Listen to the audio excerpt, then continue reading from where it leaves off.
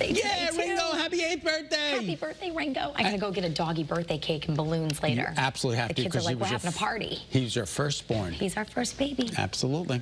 All right, local police departments are taking part in Community First Project training right now at the VA in Rocky Hill. And we have Renee Danino there live to show us how that makes Connecticut safer. Renee, what's going on? All right, good morning, you guys, and thank you for letting us cover this really important story.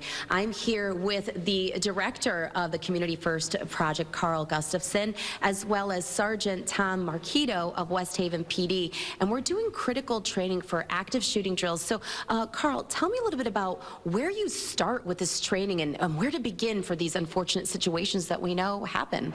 Well, we know that each of these departments has a baseline of training. Unfortunately, that baseline falls woefully short of the training they actually need to respond to these critical incidents.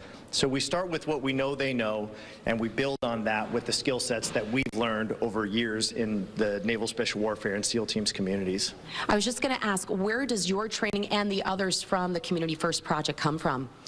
Yeah, like I said, I did 22 years in the Naval Special Warfare and the SEAL Teams. My co-instructor today is also a 20-plus year veteran, and our founder was a 20-year veteran of the SEAL Teams as well. So we take the lessons that we learned over 20-plus year careers overseas, responding to active shooters and shooter-type incidents overseas, and we apply those lessons here at home to help these officers domestically.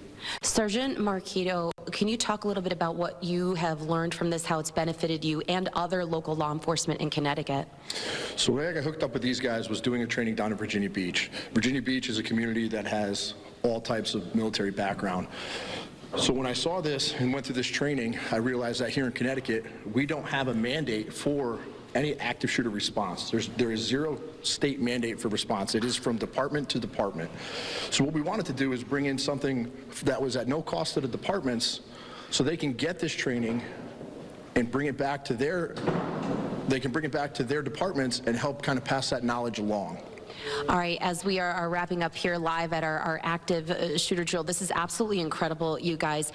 Carl, if you wouldn't mind, a last question to you. How do you teach calm in an active shooter situation? I think really the only way to teach people to be calm or to inoculate them against this stress is to iterate and repeat these kind of training drills as often as possible. Okay. The only way you're really going to acclimate to being in that kind of situation is to replicate that situation as close to realistically as possible. And where can we find out more information? Because this is a nonprofit. This is supported by the generous donations from the public. What's the website?